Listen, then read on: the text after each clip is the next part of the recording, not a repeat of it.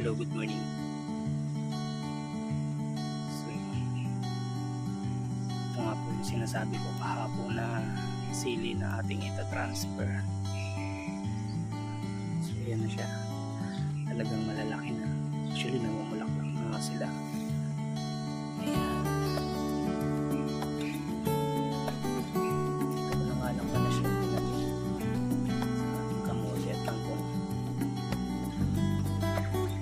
Since na hindi naman ito gumagapang yung sili, hayaan kaya lang siya dito.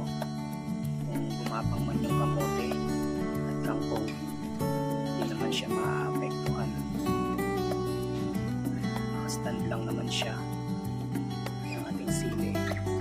And sabi ko nga kahapon, hahanapin ko siya ng pagtatamnan ng perfect